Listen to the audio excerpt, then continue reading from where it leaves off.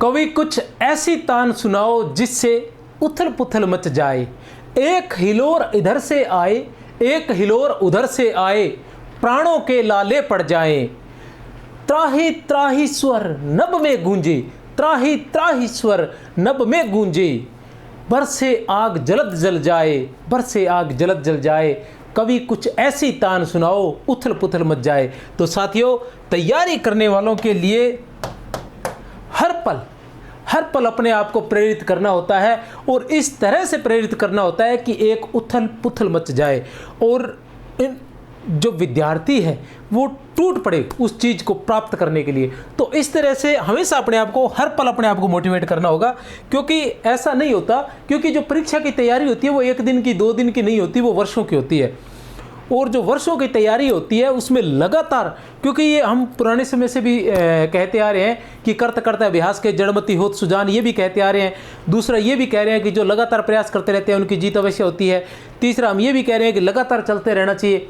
ठीक है, तो ये सारी चीज़ें कैसे, लगातार चलने का मतलब ये होता है कि चल ही रहे हैं, रुक नहीं रहे। ठीक है ना, बाकायदा जिस स्पीड से हमें चलना चाहिए उस स्पीड से ही चल रहे हैं। कहने से तात्पर्य टारगेट देखे जाते हैं ना। चलने का मतलब अगर किसी यात्रा पे जा रहे हो तो तुम किसी भी स्पीड से जा सकते हो, क्योंकि वहाँ पहुँचने का कोई समय निर्धारित नहीं है। तुम जब भी पहुँचोगे तभी सही है, तुम मर्जी के मालिक हो। लेकिन किसी दौड़ में दौड़ रहे हो, अगर 100 मीटर की दौड़ है तो अलग स्पीड से दौड़ना होगा लगातार। ठीक है ना, अगर 200 की है तो अलग स्पीड रहेगी, और अगर किलोमीटर की है 2 किलोमीटर 5 किलोमीटर 10 किलोमीटर तो एक अलग स्पीड बनानी होगी। तो ये सारी चीज़ें ध्यान रखनी होती है। तो हमें ये परीक्षा जो होती है ये भी इसी तरह की होती है। हमें क्या है कि अपने मार्गदर्शक के मार्गदर्शन में उस तरीके से चलना होता है जिस तरीके से वो बता रहे होते हैं, तभी हमें सफलता मिलती है। लेकिन ये तय है कि रुक हम नहीं सकते, और अगर रुकना नहीं है तो हर पल अपने आप को प्रेरित करना होता है। जब भी कोई ऐसी परिस्थिति आती है, चाहे विकट परिस्थिति हो चाहे कोई अच्छी परिस्थिति, क्योंकि अच्छी परिस्थितियों में भी हम छोड़ते हैं तैयारी को, और विकट परिस्थितियों में भी जब कोई कठिनाई होती है, बीमारी या अन्य कोई समस्या क्रिएट हो जाती है, तब भी हम पढ़ाई को छोड़ देते हैं, और या कोई खुशी का माहौल होता है तब भी हम पढ़ाई को छोड़ देते हैं। इन दोनों ही समस्याओं में हमें अपने आप को प्रेरित करना है कि हमें इनमें से कोई भी विचलित नहीं कर सकता। अपने आप को बार बार कहना है कि नहीं, तुझे करना है, तू ये कार्य नहीं कर सकता। ये जो काम है, ये जो दूसरे मतलब कहने से तात्पर्य है भी तू रुक नहीं सकता किसी भी स्थिति के अंदर, तुझे ही वो कार्य करना ही करना है। तो साथियों, आज मैं अभी आप सभी के सामने उपस्थित हूँ टेस्ट लेकर। द्विवेदी युग का आज पहला टेस्ट है, और वैसे टेस्ट संख्या आज 15 है। ठीक है ना, टेस्ट 14 तक हम कर चुके हैं, वो अब सभी आपको ध्यान में है। अगर नहीं है तो आप जाकर, शायद प्ले लिस्ट भी बनी हुई है, वहाँ जाकर आप देख सकते हैं। और 14 टेस्ट इसके हो चुके हैं। ठीक है ना, थोड़ा सा एक बार फिर बता देना चाहता हूँ, अगर कोई नया जुड़ा है तो मैं बता दूँ कि अभी तक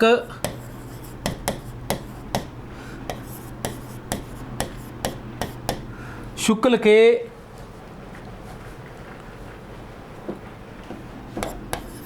13 तक टेस्ट हो गए हैं लगभग, शायद थोड़ा सा दिमाग से निकल रहा है। और नगेंद्र के हिंदी साहित्य का इतिहास से जहाँ तक मुझे ध्यान है 15 टेस्ट हो चुके हैं आराम से, हो सकता है एक आधा ज़्यादा भी हो।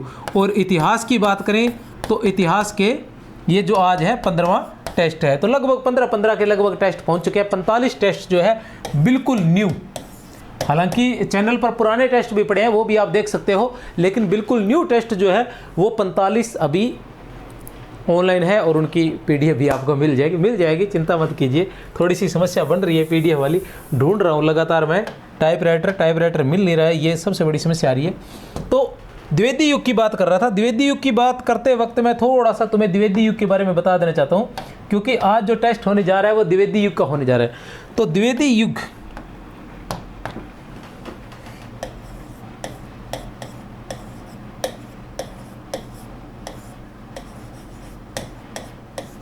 युग जो प्रारंभिक बच्चे हैं, शुरुआत में जुड़े हैं, उनके लिए है। द्विवेदी युग जो है 1900 से लेकर 1918 ईस्वी तक का जो काल है वो द्विवेदी युग के नाम से जाना जाता है। और 18 से 36 तक का हमें पता ही है छायावाद के नाम से जाना जाता है, और 36 से 43 तक का प्रयोगवाद के नाम से, और 43 से 51-52 तक नई कविता के नाम से, और उसके बाद साठोत्तरी कविता आ जाती है, इस तरह से चल के।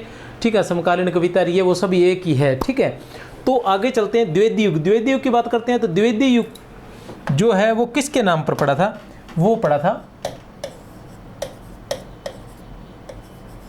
महावीर प्रसाद द्विवेदी के नाम पर। अब ये कैसे पड़ा, इसके बारे में वैसे तो मैं पिछले भारतेंदु युग में बता चुका हूँ, लेकिन फिर भी आपको बता देना चाहता हूँ कि 1968 में, ठीक है ना, भारतेंदु की एक पत्रिका थी जिसका नाम था कवि वचन सुधा पत्रिका, ठीक है ना। तो 1968 से कवि वचन सुधा पत्रिका निकली थी और 1900 ईस्वी में आई थी सरस्वती। इसलिए 1968 से लेकर 1868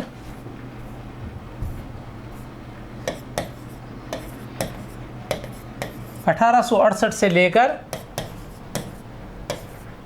1900 ईस्वी तक का जो काल था उसको भारतेंदु काल के नाम से संबोधित किया गया, ठीक है ना। और जो 1900 से लेकर 1918 ईस्वी तक का काल था, और कुछ जगह 18 कुछ जगह ये 20 भी आ जाता है, अलग अलग रचनाकारों ने, इसको जब अलग से पढ़ेंगे तो हम देख लेंगे, ठीक है ना। 1918 से लेकर 1920 ईस्वी तक का जो काल है वो माना जाता है द्विवेदी युग के नाम से। अब द्विवेदी युग के नाम से क्यों माना जाता है, इसके पीछे कारण ये है कि 19 ईस्वी में सरस्वती आई थी और सरस्वती पत्रिका के कर्ता भर्ता जो भी थे वो थे महावीर प्रसाद द्विवेदी, महावीर प्रसाद द्विवेदी।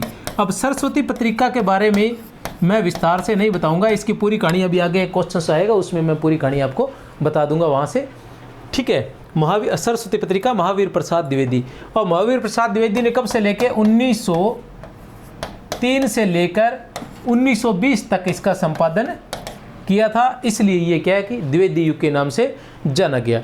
अब इस युग में क्या था, इस युग में जैसे जो इसकी जो महत्वपूर्ण विशेषताएं थी कुछ एक बताना चाहूँगा, मैं ज़्यादा नहीं बताऊँगा क्योंकि आगे क्वेश्चंस आने वाले, क्वेश्चंस के माध्यम से मैं क्या है कि पूरा का पूरा जो द्विवेदी युग है वो आपको बता दूंगा, ठीक है ना।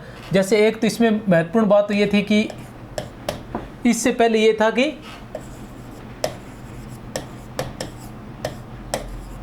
खड़ी बोली को महत्व, ठीक है ना। इससे पहले ये क्या था, इससे पहले ये था भारतेंदु युग में क्या था कि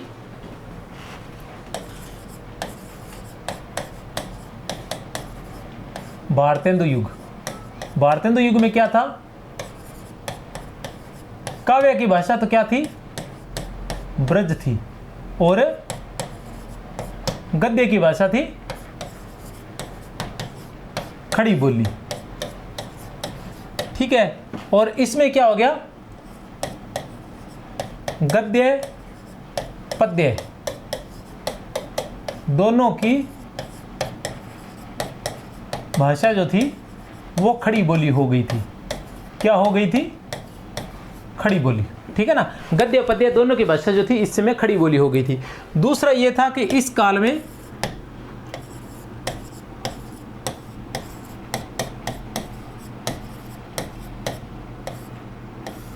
उपदेशात्मकता जो थी वो अधिक थी, मतलब इस काल में जितने भी काव्य लिखे गए वो भारत की संस्कृति या प्राचीन जो गौरव था उसको लेकर लिखे गए, और मतलब संस्कृति से अवगत करवाने के लिए और अपने भारतीयों के गौरव से मतलब परिचित करवाने के लिए उपदेशात्मक चीज़ें लिखी गई। जैसे राम काव्य लिया गया या जो भी अधिकतर राम काव्य को लिया गया था, और अन्य जो भी जिस प्रकार के भी उदाहरण लिए गए इतिहास से, उनका औचित्य सिर्फ यही था कि उपदेश दिए जाना, उसके माध्यम से उपदेश दिए जा रहे थे, तो बहुत अधिक उपदेशात्मकता थी।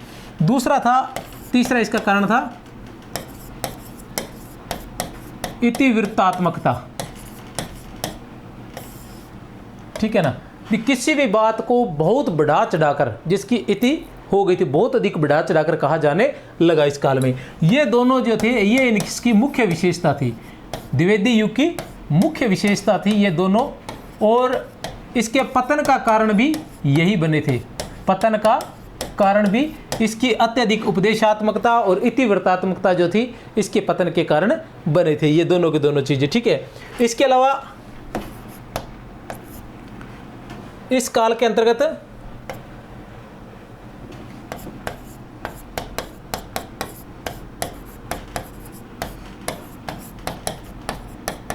श्रृंगार काव्य की रचना में कमी आई,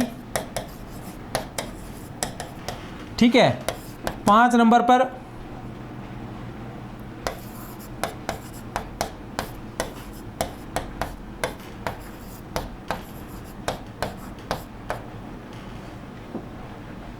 भाषा में सुधार किया गया। इस काल में भाषा पर आपको ध्यान ही है, सरस्वती पत्रिका में क्या नाम है, जो कविताएं छपती थी तो उनमें क्या है, महावीर प्रसाद द्विवेदी बहुत ज़्यादा सुधार करते थे।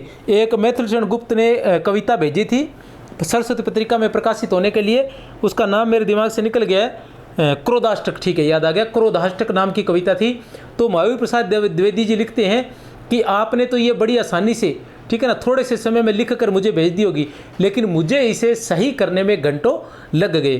तो सरस्वती पत्रिका का ये प्रभाव था कि जो बहुत से लेखक जो थे वो अपनी हिंदी को शुद्ध करने के लिए भी सरस्वती पत्रिका में अपनी जो कविताएं हैं वो प्रकाशित करवाते थे। इससे दो फायदे होते थे कि एक तो क्या है कि सरस्वती पत्रिका में कोई कविता छप रही है तो उसका बहुत अधिक महत्व बढ़ जाता था। सबको ध्यान था कि वहाँ ऐसे वैसी कविताएं नहीं प्रकाशित होती है जो वास्तव में बहुत अधिक मेहनत से लिखी गई है और वास्तव में वो महत्व रखती है, वही कविताएं वहाँ प्रकाशित होती है। क्योंकि महावीर प्रसाद द्विवेदी जो थे वो रेलवे में नौकरी करते थे और स्वभाव के बड़े कड़क थे, तो वो किसी भी प्रकार की छूट नहीं देते थे। इसी वजह से भाषा में जो सुधार है वो बहुत अधिक हुआ। मतलब कहने से तात्पर्य अपने आप जो कवि थे वो अपनी भाषा में सुधार करने के लिए सरस्वती पत्रिका में अपनी कविताएं भेजते थे, जिससे महावीर प्रसाद द्विवेदी उन्हें सलाह देते थे और उसके अनुसार उनकी अपने आप भाषा में सुधार होता रहा। भाषा में सुधार पर भी इसमें विशेष महत्व दिया गया। चलो चलते हैं, यह था थोड़ा सा द्विवेदी युग के बारे में। बाकी द्विवेदी युग के बारे में इस जो क्वेश्चन आंसर रहेंगे उसमें मैं विस्तार से बताऊंगा, क्योंकि अगर यहाँ मैंने सभी के बारे में बता दिया तो क्या है कि थोड़ा सा लंबा भी हो जाएगी क्लास, ठीक है ना, और फिर आंसर्स क्या है कि आगे आते रहेंगे तो पहले बता दी जाएंगे। जैसे इसके अंदर कवियों के बारे में आप जानते हो कि प्रमुख रूप से श्रीधर पाठक, ठीक है ना, फिर आ जाते हैं मैथिलीशरण गुप्त हो गए, राय देवी प्रसाद पूर्ण हो गए, महावीर प्रसाद द्विवेदी हो गए, बालकृष्ण शर्मा नवीन हो गए। ये बहुत सारे जो कवि थे इस काल के द्विवेदी युग के कवि माने जाते हैं। इतिवृत्तात्मक, पहला क्वेश्चन है, इतिवृत्तात्मकता द्विवेदी युग कविता की विशेषता है। राष्ट्रीय सांस्कृतिक चेतना इस युग की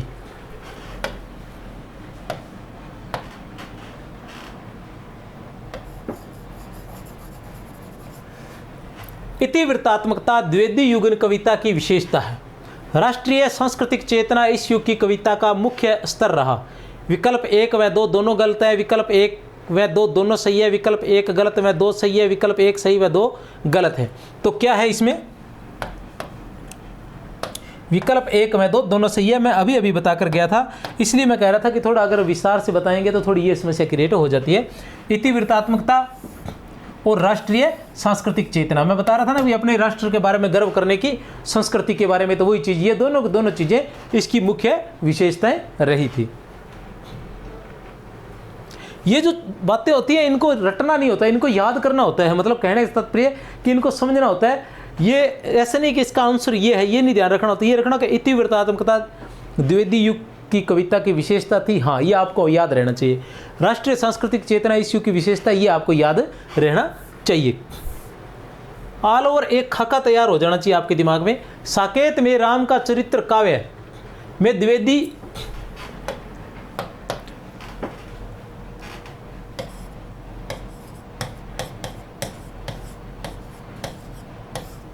द्वितीय श्रेणी के चरित्रों में परिगणित होने योग्य ही बन सका है।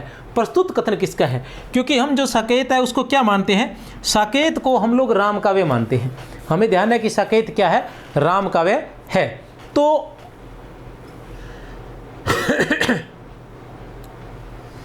साकेत को हम राम काव्य मानते हैं, लेकिन एक व्यक्ति है जो ये कहते हैं कि साकेत में राम का चरित्र जो है काव्य में द्वितीय श्रेणी के चरित्रों, द्वितीय श्रेणी के जो मतलब नायक के रूप में वो चरित्रित नहीं हो पाया है राम का चरित्र जो है साकेत में, ठीक है ना। साकेत की रचना किसने की थी ये तो हमें ध्यान होना चाहिए। किसने की थी साकेत की रचना? मैथिलीशरण गुप्त ने की थी। कब की थी? 1931 ईस्वी में। कब की थी? 1931 ईस्वी में साकेत की रचना हुई थी। साकेत में राम का चरित्र काव्य में द्वितीय श्रेणी के चरित्रों में परिगणित होने योग्य ही बन सका है। बहुत ही महत्वपूर्ण है। कौन है? ए, ब, स या द? तो कौन है? स। नंद दुलारे वाजपेयी। किसने कहा था? नंद दुलारे वाजपेयी ने। अब साकेत के बारे में बता देना चाहता हूं थोड़ा सा, ठीक है ना। साकेत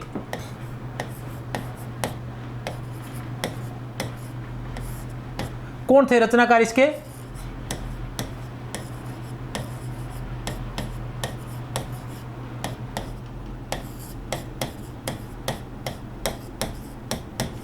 मैथिलीशरण गुप्त। कब हुई थी इसकी रचना? 1931 ईस्वी में। कब हुई थी इसकी रचना? 1931 ईस्वी में। और रामचरितमानस के बाद क्या है ये? रामचरितमानस के बाद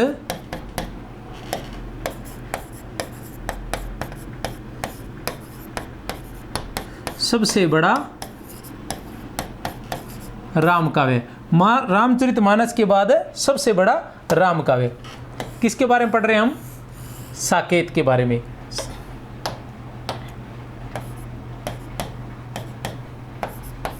ठीक है, इसमें कितने सर्ग थे? साकेत में 12 सर्ग थे। कितने सर्ग थे साकेत में? 12 सर्ग थे। और नगेंद्र ने इसे क्या कहा है? नगेंद्र ने इसे, किसने? नगेंद्र ने, दिख तो रहा है ना बोर्ड पर। नगेंद्र ने इसे क्या कहा है? जनवादी काव्य कहा है। क्या कहा है?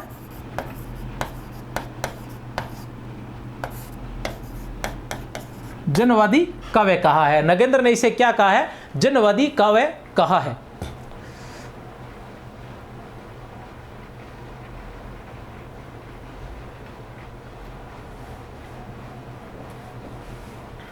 हाँ, जो साकेत है, साकेत की जो रचना है वो कब से लेकर 1916, कब से लेकर? 1916 से लेकर 1931 ईस्वी, 1931 ईस्वी तक हुई थी। कितने साल हो गए? लगभग 15 वर्ष लग गए थे साकेत की रचना में। साकेत की जो प्रतियां हैं वो यरवदा जेल में, कहाँ? यरवदा जेल में पढ़ने के लिए किसको भेजी गई थी? गांधी जी को भेजी गई थी। किसको भेजी गई थी? गांधी जी को भेजी गई थी। और साकेत के बारे में ये है कि साकेत जो है वो किस भाषा का शब्द है? साकेत है पाली भाषा का शब्द है। किस भाषा का शब्द है? पाली भाषा का शब्द है, जिसका अर्थ क्या है? अयोध्या। जिसका अर्थ क्या है? अयोध्या। ठीक है ना, ये क्या है? पाली भाषा का शब्द है जिसका अर्थ है अयोध्या। ये था साकेत के बारे में थोड़ा सा। और किसकी रचना है ये? मैथिलीशरण गुप्त की रचना है। एक बार चाहें तो आप स्क्रीनशॉट ले सकते हैं, जैसा भी अगर थोड़ा बहुत आपके समझ में आ रहा है तो।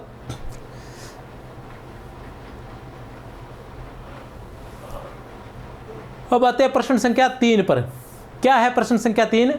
अयोध्या सिंह उपाध्याय। अयोध्या सिंह उपाध्याय हरियोध। अयोध्या सिंह उपाध्याय हरियोध की कृति प्रिय प्रवास में राधा का परंपरा से एक भिन्न रूप है, वह है। अयोध्या सिंह उपाध्याय हरियोध की कृति प्रिय प्रवास में राधा का परंपरा से एक भिन्न रूप भी है, वह है। क्या है? ए, ब, स या फिर द।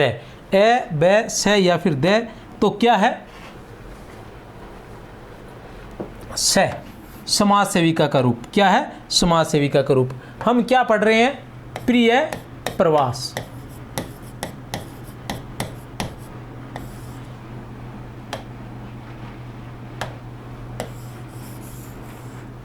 प्रिय प्रवास। कब हुई थी इसकी रचना?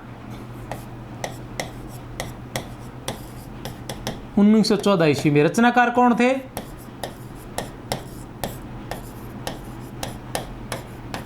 अयोध्या सिंह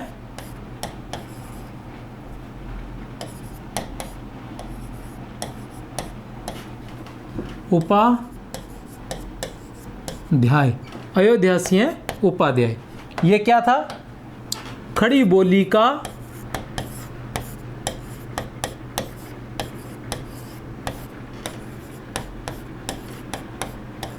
प्रथम महाकाव्य। क्या था? खड़ी बोली का प्रथम महाकाव्य। उसके अलावा जो प्रिय प्रवास है वो कितने सर्ग है? प्रिय प्रवास में, प्रिय प्रवास में है 12 सर्ग। कितने सर्ग है? सॉरी, प्रिय प्रवास में कितने सर्ग है?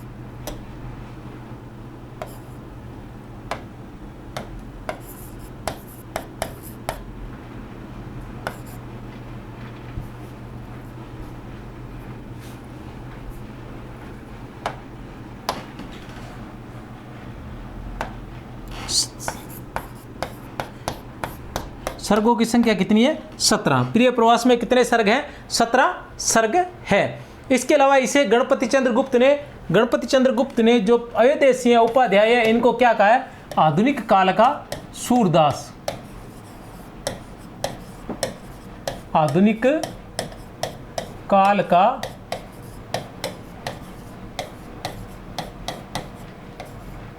सूरदास किसने कहा है? गणपति चंद्र गुप्त ने। किसने? गणपति चंद्र गुप्त ने इन्हें आधुनिक काल का सूरदास कहा है। अब हम बात करें कि आधुनिक काल का तुलसीदास किसे कहा जाता है, तो आधुनिक काल का तुलसीदास कहा जाता है मैथिलीशरण गुप्त को। किसको कहा जाता है? गुप्त को। आधुनिक काल के तुलसीदास की बात करें तो गुप्त को कहा जाता है। हम पीछे पढ़ के आए हैं, मैथिलीशरण गुप्त ने किस पे लिखा था? राम काव्य पे लिखा था।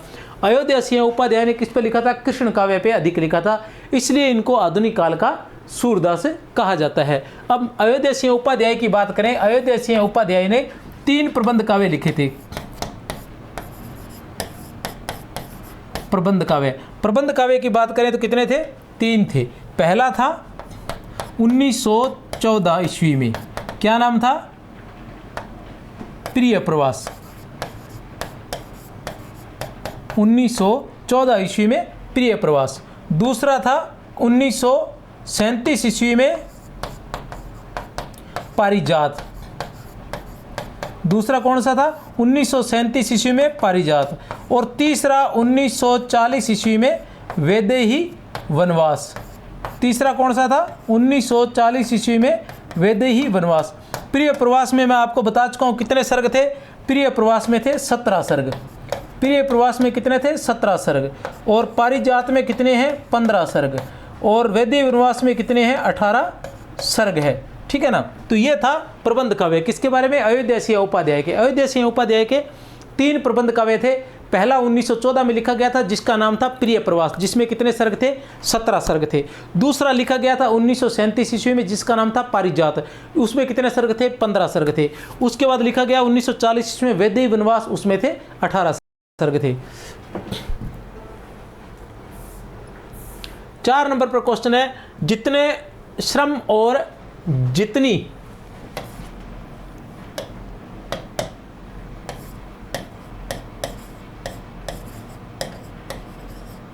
जितनी सावधानी से यह संपादित हुआ है आज तक हिंदी का और कोई ग्रंथ नहीं हुआ है।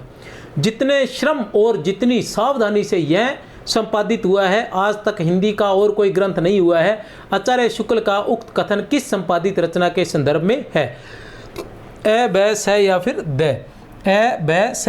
विनय पत्रिका, लाल चंद्रिका, बिहारी रत्नाकर, कबीर ग्रंथावली। तो कौन सी रचना थी? बिहारी रत्नाकर। कौन सी रचना थी? बिहारी रत्नाकर। बिहारी रत्नाकर। प्रश्न संख्या 5। बिहारी रत्नाकर की कब हुई थी? 1922 ईस्वी में। कब हुई थी रचना बिहारी रत्नाकर के? 1922 ईस्वी में। कौन थे बिहारी रत्नाकर के रचनाकार? जगन्नाथदास रत्नाकर थे। ध्यान ही होगा आपको। हिंदी साहित्य पंडित महावीर प्रसाद द्विवेदी का सदा ऋणी रहेगा। हिंदी साहित्य पंडित महावीर प्रसाद द्विवेदी का सदा ऋणी रहेगा। व्याकरण की शुद्धता और भाषा की सफाई के प्रवर्तक द्विवेदी जी ही थे। उक्त कथन किसका है? ए, ब, स या फिर द? ए, ब, स या फिर द? तो कौन है बताइए?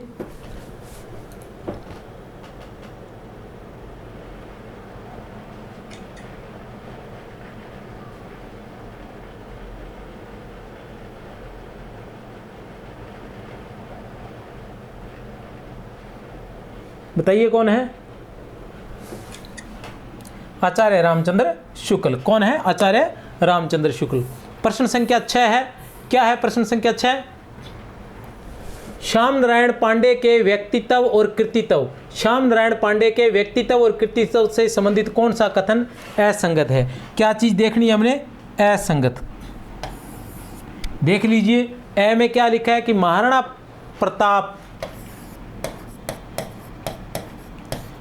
प्रताप और अकबर के मध्य हुए ऐतिहासिक युद्ध पर आधारित हल्दी घाटी एक खंड काव्य है। जौहर राजस्थान के रचनाएं कौन कौन सी आ रही है? यहाँ कौन सी रचना है? हल्दी घाटी। यहाँ कौन सी रचना है? जोहर है, ठीक है ना। जोहर राजस्थान के इतिहास के लोमहर्षक आत्म बलिदान पर आधारित महाकाव्य है। उन्होंने आधुनिक युग में वीर काव्य की परंपरा को खड़ी बोली में प्रतिष्ठित किया। उन्होंने आधुनिक युग में वीर काव्य की परंपरा को खड़ी बोली में प्रतिष्ठित किया। उनके संस्कार द्विवेदी युगीन, दृष्टिकोण उपयोगितावादी और भाव विस्तार मर्यादावादी है। तो क्या है? महाराणा प्रताप और अकबर के मध्य हुए ऐतिहासिक युद्ध पर आधारित हल्दी घाटी एक खंड काव्य है। यही असंगत है क्योंकि ये खंड काव्य नहीं है, यह क्या है? महाकाव्य है। क्या है ये? महाकाव्य है। जो कितने सर्गों में था? ये जो हल्दी घाटी है ये कितने सर्गों में था? 17 सर्ग में भी। कितने सर्ग में था? 17 सर्गों में था। और इसे देव पुरस्कार भी प्राप्त हुआ था। कौन सा पुरस्कार? देव पुरस्कार भी प्राप्त हुआ था। किसे? हल्दी घाटी को। जोहर राजस्थान के इतिहास के लोमहर्षक आत्म बलिदान पर आधारित महाकाव्य है। ये बिल्कुल सही है। ये सभी की सभी जो पंक्तियां ये कहाँ से उठाई गई है? आचार्य रामचंद्र शुक्ल के हिंदी साहित्य के इतिहास से उठाई गई। वहाँ ऐसी की ऐसी पढ़ी आपको मिल जाएगी, ठीक है ना। श्याम नारायण पांडे को जब आप देखोगे, ठीक है। जोहर किस पे है? जो पद्मिनी ने पद्मावती ने जो जोहर किया था उसी को लेकर ये लिखा गया है। उन्होंने आधुनिक युग में वीर काव्य की परंपरा को खड़ी बोली में प्रतिष्ठित किया था। ये भी बिल्कुल सही है, ठीक है ना। उनके संस्कार द्विवेदी युगीन थे, बिल्कुल सही है। संस्कार कौन से थे? ये ऐसे कैसे लिखा हुआ है? शुक्ल के हिंदी साहित्य के इतिहास में, ठीक है ना।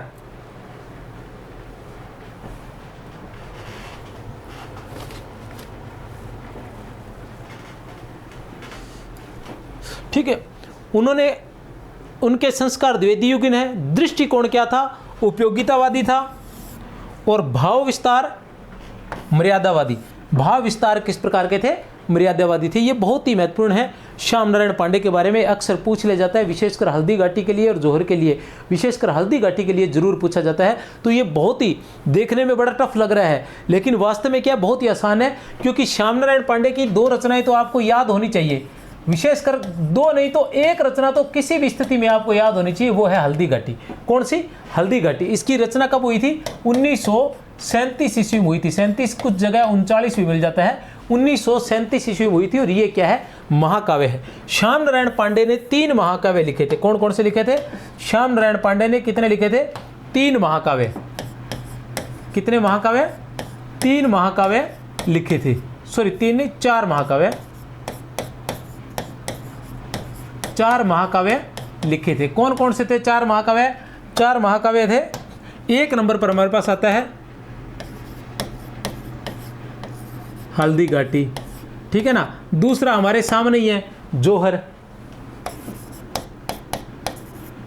ये 2 तो यहां आ ही गए। तीसरा है हमारे सामने तुमुल। तीसरा कौन सा है? तुमुल है। और चौथा है शिवाजी। ये 4 जो है महाकाव्य किसके द्वारा लिखे गए थे? श्याम नारायण पांडे द्वारा लिखे गए थे ये 4 महाकाव्य। हल्दी घाटी के बारे में आप जानते हैं कि अकबर और महाराणा प्रताप के युद्ध के बारे में, या उनके जो द्वंद्व चला था, उनका जो युद्ध चला था, लगातार संघर्ष चला था, उसको लेकर है। और जोहर जो है महारानी पद्मावती के जोहर को लेकर है।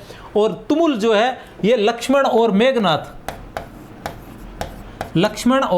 मेघनाथ के युद्ध को लेकर लिखा गया है। शिवाजी जानते हैं, शिवाजी के संघर्ष को लेकर है, ठीक है। कौन सी प्रवृत्ति द्विवेदी युगीन काव्य धारा में लक्षित नहीं होती? क्या नहीं होती? नहीं होती। अब कौन सी नहीं है? प्रबंध, मुक्तक, प्रगीत, प्रभूति, सभी काव्य रूपों का प्रचलन,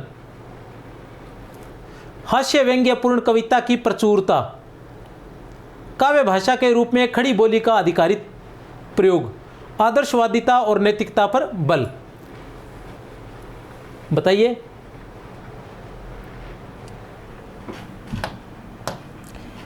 प्रबंध, मुक्तक और प्रगीत हुए थे। बिल्कुल सही है, कोई समस्या नहीं है। हास्य व्यंग्यपूर्ण कविता की प्रचुरता, ये असंगत है। हास्य व्यंग्यपूर्ण कविता की प्रचुरता इस काल में बिल्कुल नहीं थी, क्योंकि इस काल में उपदेशात्मकता थी और संस्कारों पर अधिक बल दिए गए थे, तो इसलिए यहाँ पर हास्य व्यंग्यपूर्ण कविताएं बहुत कम थी। काव्य भाषा के रूप में खड़ी बोली, बिल्कुल सही है, ये तो बिल्कुल सही है, अभी बता कर गया हूँ। क्योंकि इससे पहले काव्य की भाषा क्या थी? ब्रज थी। इसी काल में आकर काव्य की भाषा जो है खड़ी बोली बनी थी, द्विवेदी युग में ही। आदर्शवादिता बिल्कुल सही है, और नैतिकता, दोनों चीज़ें थी। अब आदर्शवादिता नैतिकता है तो हास्य व्यंग्य कैसे आएगा? ठीक है ना, तो ये ब इसका सही रहेगा उत्तर। उसके बाद आते हैं प्रश्न संख्या 8 पर। क्या है प्रश्न संख्या 8 है? प्रश्न संख्या 8 है, मैथिलशरण गुप्त के कृतित्व के विषय में कौन सा कथन सही नहीं है? कौन सा कथन सही नहीं है? उर्मिला उत्ताप रचना की राम कथा के रूप में परिवर्तित होकर साकेत के नाम से प्रकाशित की गई। उर्मिला, यशोधरा, विष्णुप्रिया आदि इनकी अपूर्व चरित्र सृष्टियां हैं। भारत भारती में आद्यंत भारत का गौरव गान वर्णित है। पंचवटी का कथानक शूर्पणखा प्रसंग पर आधारित है। बताइए।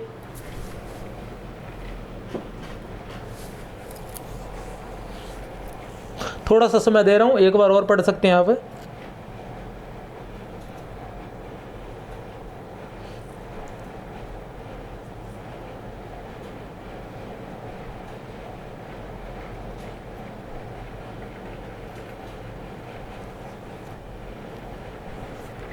देखिए, उर्मिला उत्ताप,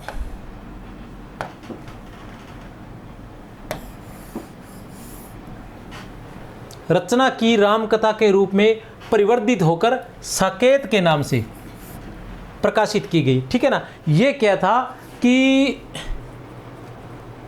साकेत की जो रचना की गई थी वो की गई थी रविंद्रनाथ टैगोर के कावेर उपेक्षिता निबंध से प्रेरित होकर, और दूसरा महावीर प्रसाद द्विवेदी के 1908 ईस्वी में सरस्वती पत्रिका में एक निबंध छपा था, काव्य में उर्मिला विषयक उदासीनता, काव्य में उर्मिला विषयक उदासीनता, इसी प्रकार का नाम था 1908 ईस्वी में महावीर प्रसाद द्विवेदी का। ठीक है ना, किसमें? सरस्वती पत्रिका में। किस नाम से? भुजंग भूषण भट्टाचार्य नाम से, भुजंग भूषण भट्टाचार्य के नाम से प्रकाशित हुआ था। तो ये दोनों जो रचनाएं थी रविंद्रनाथ टैगोर की काव्य उपेक्षिता, इन दोनों को लेकर क्या शुरू किया था? मैथिलशरण गुप्त ने शुरू किया था उर्मिला उत्ताप, जिसके 4 सर्ग लिखे गए थे। कितने सर्ग? 4 सर्ग लिखे गए थे, और जहाँ तक मुझे याद है वो सरस्वती पत्रिका में प्रकाशित भी हो चुके थे। लेकिन बाद में मैथिलशरण गुप्त ने अपना मन बदला और उन्होंने इसे साकेत के रूप में लिखना शुरू कर दिया। बाद में किसके रूप में? साकेत के रूप में इसको लिखना शुरू कर दिया था। उर्मिला नाम से, यशोधरा नाम से, विष्णुप्रिया नाम से इनकी रचनाएं हैं, हमें ध्यान है। उर्मिला नाम से, यशोधरा नाम से और विष्णुप्रिया नाम से हमें ध्यान है, इनकी रचनाएं हैं। उर्मिला लक्ष्मण की पत्नी के लिए, और यशोधरा जो है गौतम बुद्ध की पत्नी के लिए, और विष्णुप्रिया जो है वो दिमाग से निकल गया, संत थे, उनकी पत्नी के लिए विष्णुप्रिया। ठीक है ना, इनकी पूरी कहानी है। भारत भारती में आद्यंत भारत का गौरव गान वर्णित है। अब क्या होता है, ये भी सही है, ये भी सही है, अब ये नहीं सही है। अब कैसे? नॉर्मली हम क्या पढ़ लेते हैं कि इस शब्द को नहीं ले पाते हैं। ठीक है ना, हम अधिकतर पढ़ते हैं कि भारत भारती में क्या है? भारत भारती में क्या है? भारत का गौरव गान है। बहुत आसानी से, क्योंकि भारत भारती वो कृति थी जिसके लिए 1912 ईस्वी में लिखी गई थी, और जिसके लिए महात्मा गांधी ने मैथिलशरण गुप्त को राष्ट्र कवि की उपाधि से सम्मानित किया था। महात्मा गांधी ने मैथिलशरण गुप्त को राष्ट्र कवि की उपाधि से सम्मानित किया था। किसके लिए? भारत भारती के लिए। ठीक है ना, और इसके बारे में हम ऊपरी स्तर पर जब भी पढ़ेंगे, हम पढ़ेंगे कि इसमें भारत का गौरव गान किया गया है। जब भी पढ़ेंगे हम क्या कहेंगे? भारत का गौरव गान किया गया है गौरव गान।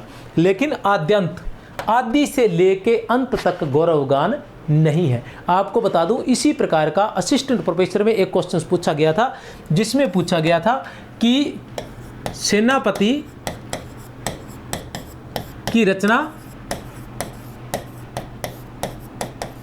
कविता रत्नाकर, ये ध्यान रख लेना, आद्यंत शब्द जो वो बहुत महत्वपूर्ण है। आद्यंत राम काव्य है,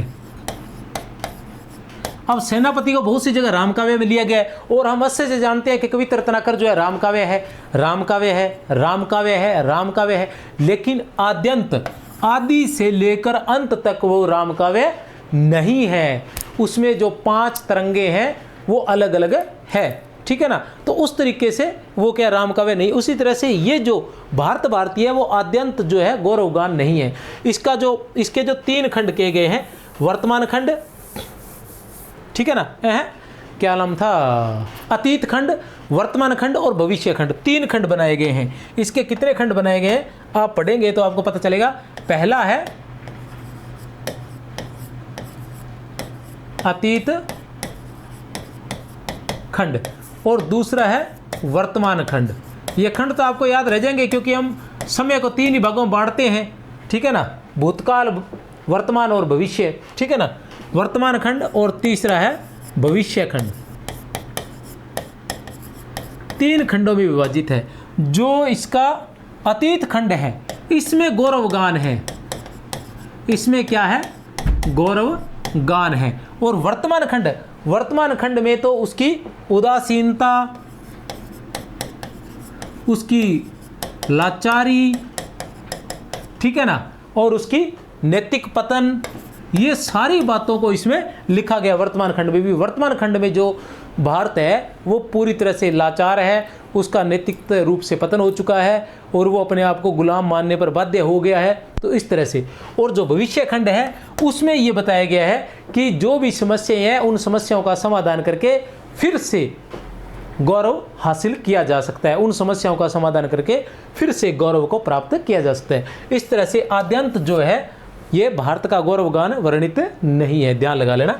पंचवटी आप ये ध्यान रखना क्योंकि जो विस्तार से पूछते तो इस प्रकार से हमें जानकारी होने के बावजूद भी बता दूं, आपको याद भी होगा।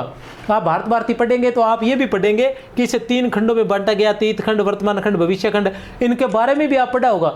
लेकिन वो देखते ही आप सोचोगे हाँ गौरवगान ही वर्णित है, ठीक है ना।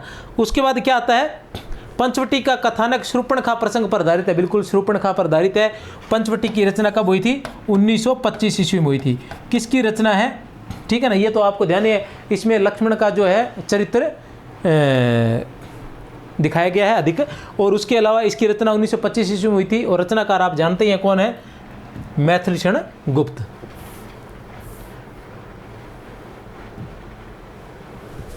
जिनकी पहली जो पुस्तक है वो रंग में भंग है। पहली पुस्तक जो है वो रंग में भंग है, जो 1909 में आई थी, ठीक है ना। और उनकी पहली जो कविता है वो शायद हे बसंत है, ठीक है ना, वो जो 1905 में आई थी।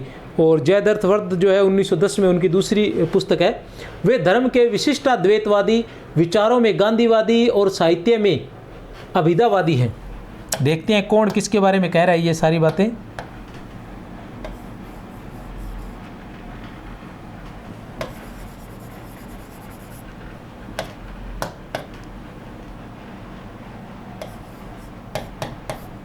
ठीक है ना, वे धर्म के विशिष्टाद्वैतवादी, धर्म में विशिष्टाद्वैतवादी, धर्म में विशिष्टाद्वैतवादी, विचारों में गांधीवादी और साहित्य में अभिधावादी है। यह कथन मैथिलीषण गुप्त के विषय में किसने कहे, ठीक है ना, ए ब स या फिर द, ए ब स या फिर द, तो किसने कहा था, स, डॉक्टर बच्चन सिंह ने। किसने कहा था, डॉक्टर बच्चन सिंह ने। देखते हैं प्रश्न संख्या 10। प्रिय प्रवास के संबंध में देख लीजिए, सही और गलत का उत्तर देख लीजिए।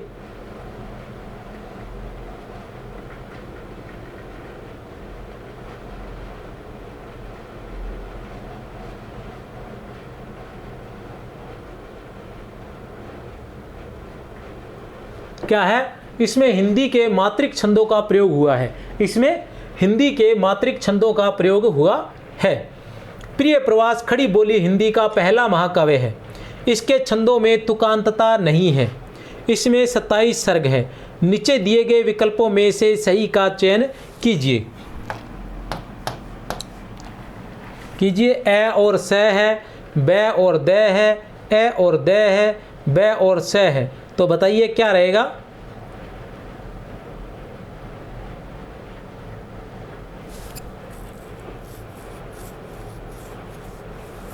इसमें पहला क्या है, सही तथ्य देखना पहला तो ये, इसमें हिंदी के मात्रिक छंदों का प्रयोग किया गया। क्या पूछा है? मात्रिक छंदों का। तो आपको बता दें कि प्रिय प्रवास में हिंदी के मात्रिक छंदों का प्रयोग नहीं किया गया है, इसमें संस्कृत के छंदों का प्रयोग किया गया है, संस्कृतनिष्ठ भाषा का प्रयोग किया गया है और संस्कृत के ही छंदों का प्रयोग किया गया है, ये ध्यान लगा लेना। तो ये असंगत है, ठीक है। फिर आता है प्रिय प्रवास खड़ी बोली हिंदी का पहला महाकाव्य है, बिल्कुल सही है। तो बै है हमारे पास, एक तो बै आ जाता है, क्या आ गया हमारे पास? बै, ठीक है ना, जो सही है। इसके छंदों में तुकांतता नहीं है, बिल्कुल सही है, इसके छंदों में कोई तुकांतता नहीं है। दूसरा आ गया हमारे पास स, इसमें 27 सर्ग हैं, बिल्कुल नहीं, ये भी गलत है। इसमें कितने सर्ग हैं? इसमें 17 सर्ग हैं। प्रिय प्रवास में कितने सर्ग हैं? 17 सर्ग हैं। मैंने बताया था कि प्रिय प्रवास जिसकी रचना 1914 ईस्वी में हुई थी, जिसमें कितने सर्ग थे? 17 सर्ग थे। दूसरा उनका जो महाकाव्य था वो था पारिजात। पारिजात में कितने सर्ग थे? पारिजात में थे 15 सर्ग। पारिजात में कितने सर्ग थे? 15 सर्ग थे, जिसकी रचना कब हुई थी? 1937 ईस्वी में। फिर जो तीसरा महाकाव्य था वो था वैदेही वनवास। वैदेही वनवास की रचना कब हुई थी? 1940 में। उसमें कितने सर्ग थे? उसमें 18 सर्ग थे। कितने सर्ग थे? उसमें 18 सर्ग थे, ठीक है ना, ये ध्यान लगा लेना, पहले बता चुका हूँ। और इसमें प्रिय प्रवास में कितने सर्ग हैं? 17 सर्ग है। तो उत्तर हमारा बै और स, बै और स मतलब दै, उत्तर हमारा दै जो है वो सही है।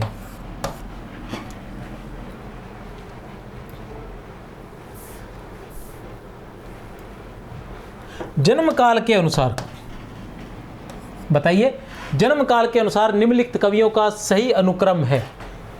सबसे पहले कौन से हैं, सबसे बाद में कौन है, बताइए। ए बै स या फिर दै, ए बै स या फिर दै। तो आप बता दीजिए, आपकी समय सीमा समाप्त हो गई है। अब मैं बता देता हूँ। गया प्रसाद शुक्ल स्नेही, श्रीधर पाठक, रामनरेश त्रिपाठी, अयोध्या सिंह उपाध्याय, हरियोध। तो गया प्रसाद शुक्ल स्नेही का जन्म कब हुआ था? गया प्रसाद शुक्ल स्नेही का जन्म हुआ था 1883 ईस्वी में। कब हुआ था? 1883 ईस्वी में। श्रीधर पाठक का जन्म कब हुआ था? 1858 ईस्वी में। रामनरेश त्रिपाठी का जन्म कब हुआ था? रामनरेश त्रिपाठी का जन्म कब हुआ था? 1889 ईस्वी में। अयोध्या सिंह उपाध्याय का जन्म कब हुआ था? अयोध्या सिंह उपाध्याय का जन्म कब हुआ था? 1865 ईस्वी में। कब हुआ था? 1865 ईस्वी में। गया प्रसाद शुक्ल स्नेही का 1883 ईस्वी में, श्रीधर पाठक 1858 ईस्वी में, रामनरेश त्रिपाठी का 1889 ईस्वी में, अयोध्या सिंह उपाध्याय हरियोध का 1865 ईस्वी में। इसके आगे वाली बातें वो लिखना भूल गया, जो ऑप्शन बनने होते हैं ए बै स दै, दै बै स ए, ये वाले। तो आप सिर्फ इनके बारे में, अपने को तो औचित्य सिर्फ उद्देश्य हमारा यही है कि आपको इनके बारे में जानकारी हो, ये आपको पता चल गया। पहले नंबर पर कौन आएगा? बै आएगा, ठीक है ना। फिर दूसरे नंबर पर कौन आएगा? दूसरे नंबर पर है अयोध्या सिंह उपाध्याय, दै, और फिर उसके बाद आ जाएंगे ए, और उसके बाद आ जाएगा हमारे पास स। ये क्रम इनका रहेगा। आचार्य रामचंद्र शुक्ल ने प्रिय प्रवास की निम्नलिखित में से किस विशेषता का उल्लेख नहीं किया है? किस विशेषता का उल्लेख नहीं किया है रामचंद्र शुक्ल ने? बाकी सभी का किया है। अधिकतर पदों में बड़े ढंग से हिंदी अपनी चाल पर चली चलती दिखाई पड़ती है। इसकी कथा वस्तु एक अच्छे प्रबंध के लिए पर्याप्त है। यह काव्य अधिकतर भाव व्यंजनात्मक और वर्णनात्मक है। हिंदी को है, था, किया, दिया ऐसी दो एक क्रियाओं के भीतर ही सिमट कर रह जाना पड़ता है।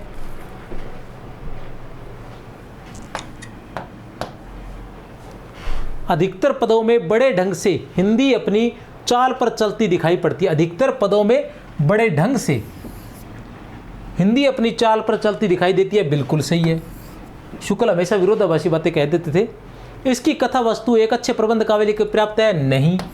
वो स्पष्ट लिखते हैं कि इसकी कथा वस्तु जो है एक अच्छे प्रबंध काव्य के लिए पर्याप्त नहीं है। ऐसा वो अपने हिंदी साहित्य के इतिहास में स्पष्ट शब्दों में लिखते हैं, आप चाहें तो देख सकते हैं। इसकी कथा वस्तु एक अच्छे प्रबंध काव्य के लिए पर्याप्त नहीं है, ऐसा लिखते हैं वो। यह काव्य अधिकतर भाव व्यंजनात्मक और वर्णनात्मक है, बिल्कुल सही है। ऐसा भी लिखा हुआ है उसमें। आप आचार्य रामचंद्र शुक्ल का हिंदी साहित्य का इतिहास निकाल कर देखिए, वहाँ आपको ऐसे कैसे मिल जाएगा। और ये जो क्वेश्चन है ये मैंने पिछली परीक्षा में आया हुआ है, ये पता नहीं कौन सी परीक्षा में, हो सकता है असिस्टेंट प्रोफेसर में आया हो, क्योंकि उसी में बड़े बड़े क्वेश्चन आते हैं। तो वहाँ से मैंने इसको लिया था ताकि आप उस क्वेश्चन की श्रेणी को थोड़ा सा समझ सकें। वहाँ से ये मैंने पिछली परीक्षा में आया हुआ क्वेश्चन उठाया है, और ये वैसा का वैसा रामचंद्र शुक्ल से आया हुआ है। इनमें कोई भी बात आपको ऐसा लगता है कि बहुत अधिक महत्वपूर्ण है तो बता दो। जैसा कि मैं आपको बताता रहता हूँ कि कोई भी जो बात होती है, कोई भी जो तथ्य होता है वो महत्वपूर्ण नहीं होता, महत्वपूर्ण होती है वो पुस्तक जहाँ से तथ्य उठाए जा रहे हैं। तो हम उसको महत्वपूर्ण मान लेते हैं जो पहले आ चुके हैं, और जो पहले आ चुके हैं फिर से वहीं आएंगे ये कोई तय नहीं है। इसलिए पुस्तक वो महत्वपूर्ण, उसी पुस्तक से आएंगे ये जरूर है। उसी पुस्तक से आएंगे तो उस पुस्तक के जो दूसरे तथ्य जिसे हम महत्वपूर्ण नहीं समझते हैं, जिसे गाइडों में प्रकाशित नहीं किया जाता है, वो चीज़ें आती हैं। और उसी के लिए आचार्य रामचंद्र शुक्ल और डॉक्टर नगेंद्र की टेस्ट सीरीज मैंने प्रारंभ कर रखी है। अगर आप लोग उससे नहीं जुड़े हैं तो जरूर जुड़ जाना, क्योंकि उसमें एक एक तथ्य को इस तरह से बताया। जरा मुझे बताओ कि इसमें क्या महत्वपूर्ण है। हिंदी को है, था, किया, दिया, ऐसी दो एक क्रियाओं के भीतर ही सिमट कर रह जाना पड़ता है। इसका और प्रिय प्रवास का क्या संबंध हो सकता है? क्या ये ऐसी बात है जिसको एक बड़ी परीक्षा में दिया जा सके? बिल्कुल नहीं है। लेकिन फिर भी ये दी गई है। क्यों दी गई है? और ये सही भी है, क्योंकि ठीक है ना, जो व्यक्ति महत्वपूर्ण नहीं होता उसके कर्म महत्वपूर्ण होते हैं। तो कोई एक लाइन या पंक्ति महत्वपूर्ण नहीं होती, वो पूरी पुस्तक ही महत्वपूर्ण होती है। तो ये पूरी पुस्तक है, ये इसलिए दिया गया। उत्तर है ये। ठीक है, प्रश्न संख्या 13, प्रिय प्रवास। प्रिय प्रवास का वर्ण्य विषय क्या है? ए, बै, से या फिर दे। प्रिय प्रवास का वर्ण्य विषय क्या है? प्रिय प्रवास का वर्ण्य विषय क्या है? ए, बै, से या फिर दे। तो क्या है प्रिय प्रवास का? कृष्ण का मथुरा प्रवास।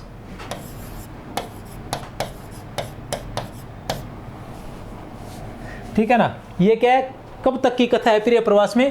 प्रिय प्रवास में है कृष्ण के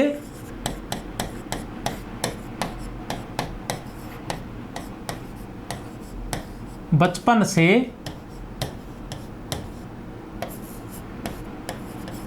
मथुरा प्रवास। कृष्ण के बचपन से मथुरा प्रवास तक की कहानी है। प्रिय प्रवास किसका है? अयोध्या सिंह उपाध्याय का। किसका है ये तो आप जानते ही हैं, अयोध्या सिंह उपाध्याय। ठीक है ना। कब हुई थी इसकी रचना? ये भी आप जानते हैं, 1914 ईस्वी में।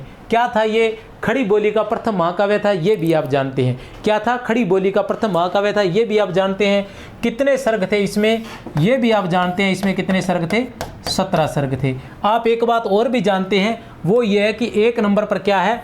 एक नंबर पर हमारे पास है जो अयोध्या सिंह उपाध्याय है, उन्होंने 3 महाकाव्य लिखे थे। पहला था प्रिय प्रवास। कब लिखा था प्रिय प्रवास? 1914 ईस्वी में। ठीक है ना, 1914 ईस्वी में। दूसरा था 1937 ईस्वी में, और तीसरा था 1940 ईस्वी में। तीसरा कब था? 1940 ईस्वी में। कौन कौन से थे?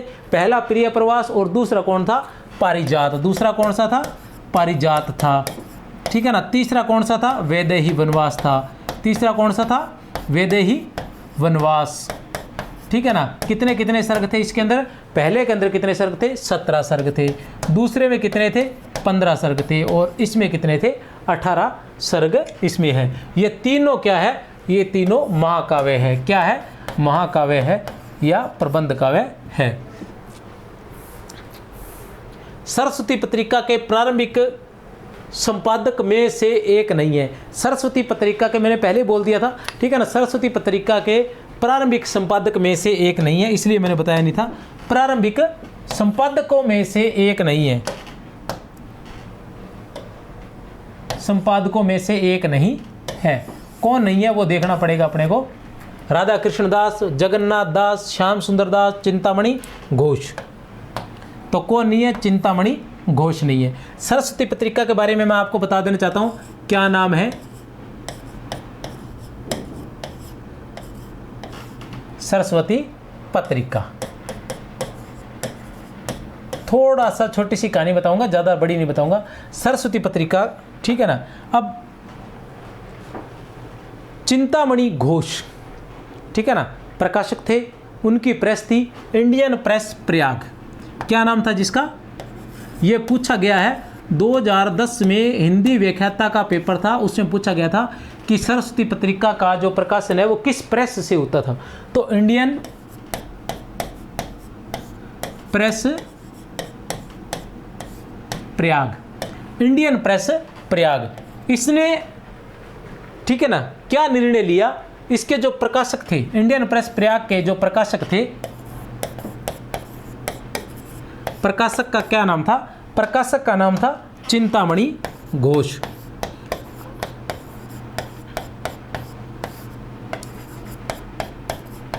ठीक है ना। इन्होंने क्या लिया? इंडियन प्रेस प्रयाग ने सरस्वती पत्रिका के संपादन का कार्य किसको सौंपा गया? संपादन का कार्य इन्होंने सौंपा नागरी प्रचारणी को। नागरी प्रचारणी को। नागरी प्रचारणी के प्रथम सभाध्यक्ष कौन थे? राधा कृष्ण दास। नागरी प्रचारणी ने क्या किया? इसका एक क्या तैयार कर दिया? संपादक मंडल। क्या तैयार किया? संपादक मंडल तैयार किया। उस संपादक मंडल में कौन कौन थे?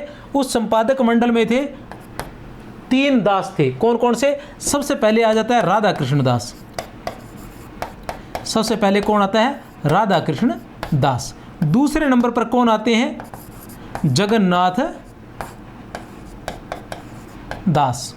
तीसरे नंबर पर कौन आते हैं? श्याम सुंदर दास। 3 दास थे, याद रख लेना, श्याम सुंदर दास, ये 3 नाम थे। और 2 थे के, 2 के थे, वो क्या थे? 4 नंबर पर कार्तिक प्रसाद खत्री, कार्तिक प्रसाद खत्री, और 5 नंबर पर किशोरी लाल गोस्वामी। संपादक मंडल में ये 5 लोग थे, किशोरी लाल गोस्वामी। यह था सरस्वती के प्रारंभिक संपादकों में। संपादकों में कितने थे? 5 लोग थे, राधा कृष्ण दास, जगन्नाथ दास, श्याम सुंदर दास, कार्तिक प्रसाद खत्री और किशोरी लाल गोस्वामी। ये 5 लोग थे। इन्होंने कब से लेके कब तक किया था? इन्होंने जो संपादन का कार्य किया था वो किया था 1900 से लेकर 1901 तक। कब किया था? 1900 से लेकर 1901 तक। द्विवेदी युग के रचनाकार व उनके रचना काल का असंगत क्रम छांटिए। ठीक है ना, रचनाकार और जीवन काल, आपने इसमें से असंगत छांटना है। आप देख लीजिए, इतना समय नहीं होना चाहिए, असंगत छांटना, बाकी सारे संगत है। तो नाथूराम शर्मा शंकर का जन्म कब हुआ था? 1859 ईस्वी में, बिल्कुल सही है। और निधन कब हुआ था? 1932 ईस्वी में। श्रीधर पाठक का जन्म कब हुआ था? 1869 ईस्वी में, और निधन 1928 ईस्वी में। महावीर प्रसाद द्विवेदी का जन्म 1864 में, बिल्कुल सही है। अयोध्या सिंह उपाध्याय का 1870 दे रखा, बिल्कुल नहीं। कब हुआ था? 1865 में इनका जन्म हुआ था, और 1947 ईस्वी में इनका निधन हुआ था। फिर आता है सुमेलित कीजिए। रचना और रचना काल, मिलन, पथिक, मानसी, स्वपन। ठीक है ना, मिलन, पथिक, मानसी और स्वपन। मिलन, पथिक, मानसी और स्वपन सुमेलित करना है। तो मिलन का हो गया,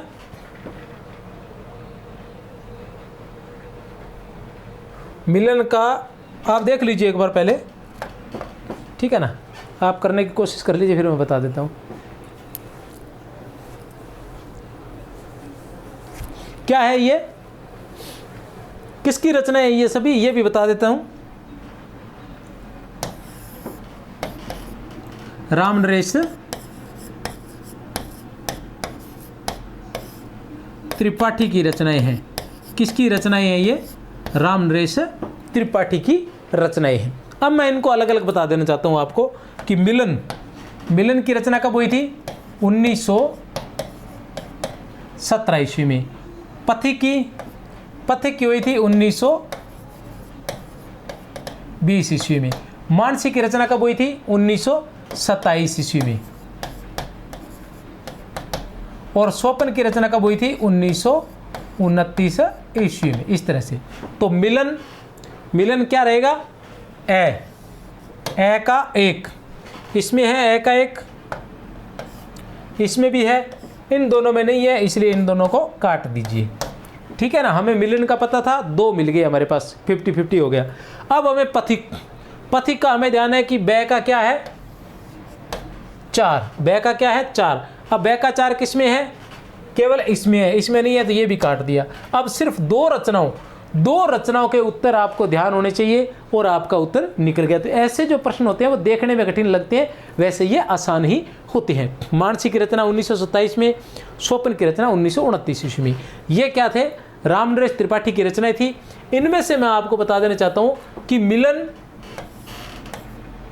पथिक और स्वप्न, ये सभी, ठीक है ना, मिलन, पथिक और स्वप्न, ये क्या थे, ये थे खंड काव्य। क्या थे ये, खंड काव्य, रामनरेश त्रिपाठी के खंड काव्य। किस प्रकार के खंड काव्य थे, प्रेमाख्यानक, ठीक है ना, कल्पना आश्रित प्रेमाख्यानक खंड काव्य। किस प्रकार के थे, कल्पना आश्रित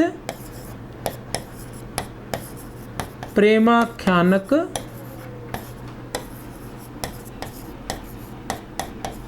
खंड काव्य थी, कल्पना आश्रित प्रेमाख्यानक खंड काव्य थे। और ये जो है मानसी ये क्या है, ये है इनकी फुटकर कविताओं का संग्रह। ये पूछा जाता है, बहुत ही महत्वपूर्ण है कि इनमें से कौन सा खंड काव्य नहीं है। रामनरेश त्रिपाठी का कौन सा एक खंड काव्य नहीं है, रामनरेश त्रिपाठी का कौन सा एक खंड काव्य नहीं है, तो मानसी जो है वो खंड काव्य नहीं है, वो क्या है, इनकी फुटकर कविताओं का संग्रह है। रामनरेश त्रिपाठी के बारे में तुम्हें एक बात और भी ध्यान होगी, वो बात क्या है, वो बात ये है कि इन्होंने कविता कौमुदी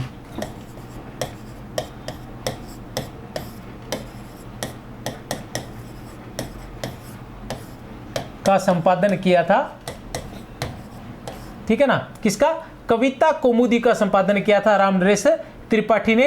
ये क्या था, कविता कौमुदी का संपादन कब किया था, 1917 ईस्वी में। कब किया था, 1917 ईस्वी में। इसमें क्या क्या था, बहुत ही याद रखने वाली बात है, साधारण सी। सबसे पहले हम भाषा के बारे में किसकी बात करते हैं, तो सबसे पहले हम बात करते हैं संस्कृत की।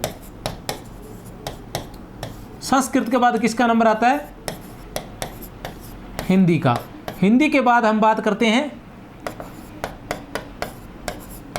बांग्ला की। बांग्ला के बाद हम बात करते हैं उर्दू की। कहने से तात्पर्य है कि भारतीयों का जो साहित्य लिखा गया है वो इन भाषाओं में, या संस्कृत में लिखा गया, या हिंदी में, या बांग्ला में, या उर्दू में लिखा गया। तो इन सभी भाषाओं की रचनाएं जो है वो कविता कौमुदी में संकलित थी। 1917 ईस्वी में कविता कौमुदी का संपादन किया था किसने, रामनरेश त्रिपाठी ने किया था। इसका एक खंड है जिसमें गीत संग्रह है, गीतों का संग्रह किया है, जिनका संग्रह, इसके बारे में पूछा जाता है, ठीक है ना, कि रामनरेश त्रिपाठी ने गांव-गांव घूमकर इन गीतों का संग्रह किया था, ठीक है ना। इनको, रामनरेश त्रिपाठी को एक बात और है, वो है कि इन्हें बाल साहित्य का, किसका, बाल साहित्य का जनक भी कहा जाता है। बाल साहित्य का इन्हें जनक भी कहा जाता है। इनकी एक पत्रिका थी, क्या नाम था उसका, बानर। बानर नाम की एक पत्रिका थी जो साहित्य से, बाल साहित्य से संबंधित थी। किससे, बाल साहित्य से। किससे संबंधित थी वो, बाल साहित्य से।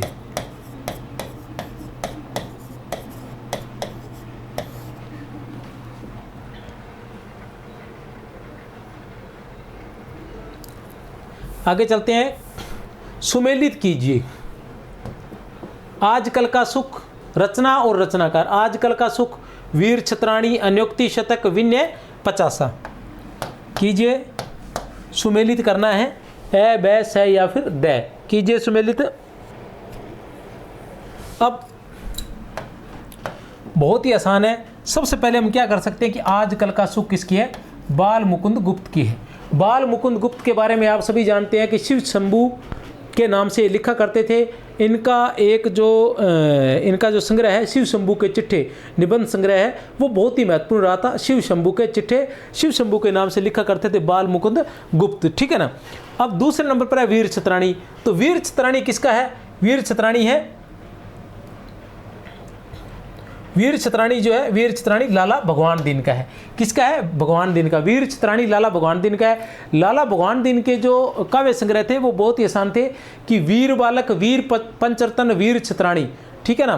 वीर बालक, वीर छतरानी, वीर पंचरतन, ये इनके जो काव्य संग्रह थे। कौन कौन से थे? लाला भगवान दीन के। चलो फिर बताते हैं। अब आता है अनुक्ति शतक। अनुक्ति शतक की हम बात करें तो अनुक्ति शतक किसका था? सैयद अमीर अली का। और विनय पचासा किसका था? कामता प्रसाद गुरु का। विनय पचासा किसकी रचना थी? कामता प्रसाद गुरु की रचना थी। तो उत्तर हमारा आ जाता है ब। कैसे आ जाता है? ए का 2। अब देखो ए का 2, ए का 2, इसमें भी नहीं है, इसमें भी नहीं है, इसमें भी नहीं है, ठीक है ना। ये भी आउट, ये भी आउट, ये भी आउट। तो इस बार मैंने वो तरीका नहीं बताया, मैंने कहा बार बार क्या बताएं, लेकिन इस बार आप देखिए कि देखने में बड़ा कठिन लग रहा है, लेकिन आपको सिर्फ एक ही रचना याद करनी थी। कौन सी? आजकल का सुख। किसकी है? बाल मुकुंद गुप्त की। ए का क्या है? 2। ए का क्या है? 2। ए का 2 किसमें? इसमें है? नहीं है, गलत। इसमें है? नहीं है। इसमें है? नहीं है। तो किसमें है? इसमें। बाकी आपको पता है या नहीं है, कोई फर्क नहीं पड़ता, अपने आप आपका उत्तर से हो जाता। तो ये देखने में कठिन लगता है, थोड़ा सा शांत मन से अगर करने की कोशिश करेंगे तो आराम से उत्तर आप निकाल देंगे। अच्छा, मैं बात कर रहा था लाला भगवान दीन की रचनाएं। लाला भगवान दीन थोड़े अलग हैं, तो उनकी रचनाओं के बारे में मैं बता देना चाहता हूँ। नाम है लाला भगवान दीन। लाला भगवान दीन। इनके काव्य संग्रह की हम बात करें, इनके काव्य संग्रह कौन से थे? वीर छतरानी, वीर बालक और वीर पंचरतन। कौन कौन से? पहले बता चुका हूं। एक नंबर पर है वीर, ये इनके काव्य संग्रह है, वीर छतरानी। दूसरा है वीर बालक। फिर है तीसरा है वीर पंचरतन। और उसके बाद है नवीन बीन। Naveen been. ये इनके काव्य संग्रह थे। किसके? लाला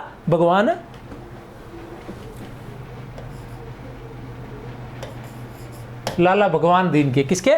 लाला भगवान दीन के।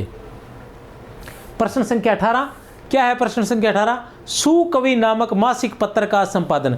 सुकवि नामक मासिक पत्र किसने निकाला था? ए, ब, छ या फिर द। सुकवि नामक मासिक पत्र किसने निकाला था? ए, ब, छ या फिर द। बताइए किसने निकाला था? इतनी जरूरत नहीं है। गया प्रसाद शुक्ल स्नेही ने। किसने निकाला था? गया प्रसाद शुक्ल स्नेही ने। अब गया प्रसाद शुक्ल स्नेही ने, स्नेही इनका उपनाम था। गया प्रसाद शुक्ल स्नेही का स्नेही उपनाम था। इन्होंने, इनकी पंक्तियां हैं कि तू है गगन विस्तीर्ण, मैं एक तारा क्षुद्र हूँ। तू है गगन विस्तीर्ण, मैं एक तारा क्षुद्र हूँ। तू है महासागर, मैं एक धारा क्षुद्र हूँ। ठीक है ना। तो गया प्रसाद शुक्ल स्नेही, इनके 3 नाम थे। एक नाम था स्नेही, सॉरी उपनाम की बात करें तो हम उपनाम कौन कौन से थे उपनाम? पहला था इनका नाम स्नेही, दूसरा इनका उपनाम था त्रिशूल, तीसरा उनका उपनाम था अलमस्त। पहला इनका क्या नाम था? स्नेही, दूसरा इनका उपनाम क्या था?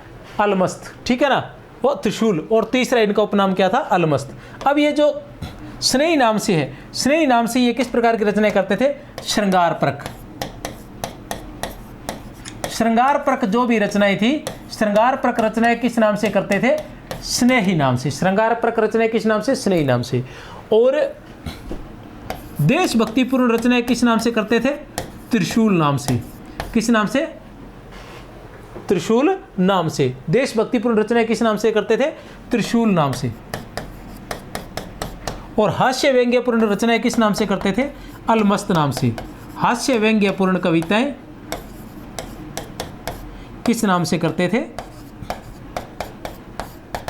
किस नाम से करते थे? अलमस्त नाम से। किस नाम से? अलमस्त नाम से हास्य व्यंग्यपूर्ण ये कविताएं करते थे। इन्होंने एक पत्रिका भी निकाली थी वर्तमान, जिसका नाम था वर्तमान, और एक थी कवि। वर्तमान और पत्रिका नाम से जो पत्रिकाएं निकाली थी उनका इन्होंने संपादन भी किया था। वर्तमान और कवि पत्रिका नाम से इन्होंने संपादन किया था। क्या नाम था? गया प्रसाद शुक्ल स्नेही। वे ब्रज माधुरी में पगे हुए जीव थे जिन्हें उनके जीवन की विषमताओं ने निगल लिया था। आचार्य रामचंद्र शुक्ल का यह कथन किसके लिए आया है? ए, बै, से या फिर द। आचार्य रामचंद्र शुक्ल का कथन है किसके लिए आया है? तो सीधा सीधा बता देना चाहता हूँ, सत्यनारायण कवि रत्न के लिए। किसके लिए आया है? सत्यनारायण कवि रत्न के लिए आया है, जिनकी एक रचना थी ब्रज कोकिल। कौन सी रचना थी जिनकी? ब्रज कोकिल। 20वां प्रश्न है, मेरी उल्टी सीधी प्रारंभिक रचनाओं का पूर्ण शोधन करके उन्हें सरस्वती में प्रकाशित करना और पत्र द्वारा मेरे उत्साह को बढ़ाना द्विवेदी महाराज का ही काम था। उपयुक्त कथन किस साहित्यकार का है? मेरी उल्टी सीधी प्रारंभिक रचनाओं का पूर्ण शोधन करके उन्हें सरस्वती में प्रकाशित करना और पत्र द्वारा मेरे उत्साह को बढ़ाना द्विवेदी महाराज का ही काम था। उपयुक्त कथन किस साहित्यकार का है? ए, बै, से या फिर द। ए, बै, से या फिर द तो किसका है? मैथिलीशरण गुप्त का। मैथिलीशरण गुप्त क्या है कि महावीर का यदि उन्हें मिलता नहीं प्रसाद, करते तुलसी भी कैसे, करते तुलसी भी कैसे मानसनाद, महावीर का यदि उन्हें मिलता नहीं प्रसाद। तो मैथिलीशरण गुप्त के जो महावीर प्रसाद द्विवेदी थे वो काव्य गुरु थे, और उन्हीं के बारे में इन्होंने कहा था। और ऐसी एक कहानी मैं पहले भी बता चुका हूँ कि क्रोधाष्टक नाम की एक कविता थी जो उन्होंने लिखी थी, सरस्वती में प्रकाशित करवाने के लिए भेजी थी। तब इन्होंने महावीर प्रसाद द्विवेदी ने कहा था कि तुम्हें तो यह कुछ समय में लिख ली होगी, लेकिन मुझे इसे सही करने में घंटों लग गए। तो ये अपने जो गुरु है किसको मानते थे? महावीर प्रसाद द्विवेदी को मानते थे। महावीर प्रसाद द्विवेदी जी से संबंधित, महावीर प्रसाद द्विवेदी जी से संबंधित संगत कथन है। कौन सा कथन है? संगत कथन, संगत कथन। द्विवेदी जी के प्रयत्नों से खड़ी बोली काव्य की मुख्य भाषा बन गई। उन्होंने काव्य भाषा का व्याकरण की दृष्टि से परिमार्जन किया। द्विवेदी जी ने समस्या पूर्ति को छोड़कर स्वतंत्र विषयों पर कविता लिखने का परामर्श दिया। उपयुक्त सभी, तो उत्तर क्या है? उपयुक्त सभी। कैसे है उपयुक्त सभी? द्विवेदी जी के प्रयत्नों से खड़ी बोली काव्य की मुख्य भाषा बन गई। बिल्कुल सही है, क्योंकि द्विवेदी जी से पहले या द्विवेदी जी के प्रयत्नों से पहले काव्य की मुख्य भाषा जो भारतेंदु काल था, भारतेंदु काल तक काव्य की जो मुख्य भाषा थी वो क्या थी? ब्रज थी। कौन सी भाषा थी? ब्रज। लेकिन द्विवेदी जी के प्रयत्नों से जो द्विवेदी युग है उसकी जो काव्य की मुख्य भाषा कौन सी बन गई थी? खड़ी बोली। उन्होंने काव्य भाषा का व्याकरण की दृष्टि से परिमार्जन किया, ये भी हमें ध्यान है। द्विवेदी जी ने समस्या पूर्ति को छोड़कर स्वतंत्र विषयों पर कविता लिखने का परामर्श दिया, ये भी सही है। जो समस्या पूर्ति है, ये जो मुख्य प्रवृत्ति थी, ये किस काल की थी? भारतेंदु काल की थी। भारतेंदु काल में समस्या पूर्ति पर बहुत सी कविताएं लिखी गई थी, लेकिन द्विवेदी जी ने उनको छोड़कर जो मूल विषय उन पर लिखने के लिए सभी को प्रेरित किया था। 22 नंबर प्रश्न है हमारे पास, श्रीधर पाठक। क्या है 22 नंबर प्रश्न? श्रीधर पाठक। श्रीधर पाठक ने गोल्डस्मिथ के डेजर्टेड विलेज का अनुवाद किस शीर्षक से, किस नाम से किया था? ए, बै, से या फिर द। तो किस नाम से किया था? उज्जड़ ग्राम नाम से। किस नाम से? उज्जड़ ग्राम नाम से। इनके बारे में और बता देना चाहता हूं मैं आप सभी को।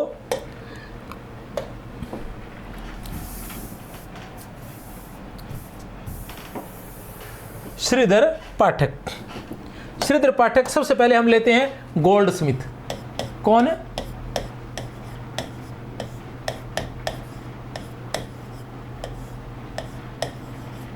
गोल्डस्मिथ, ठीक है ना? गोल्डस्मिथ, गोल्डस्मिथ, ठीक है ना?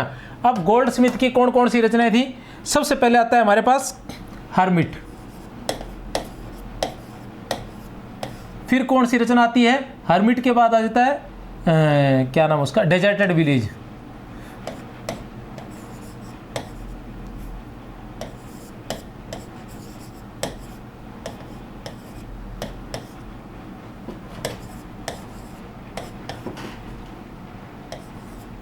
Deserted village. उसके बाद आ जाता है द ट्रेवलर,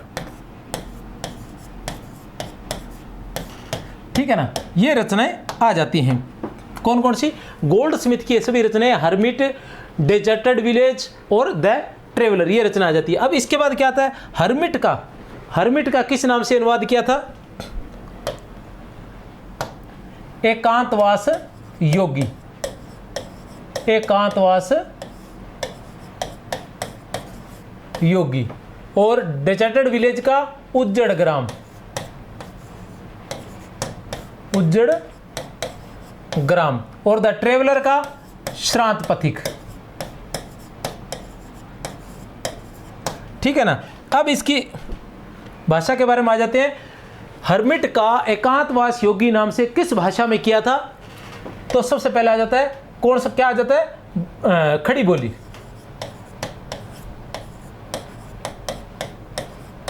खड़ी बोली। फिर आ जाता है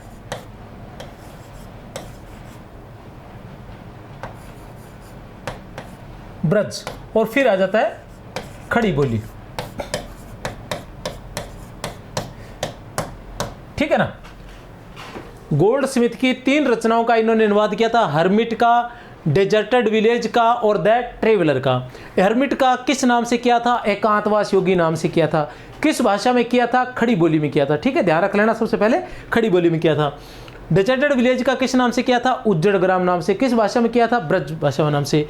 द ट्रेवलर का श्रांत प्रतीक से। किस भाषा में? खड़ी बोली में। कब कब किया था?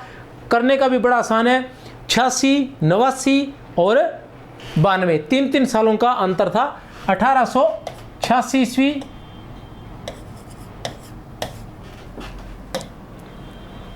1886, 1889 और 1892, सिर्फ 3 साल का अंतर था। कितना? 3 साल का अंतर।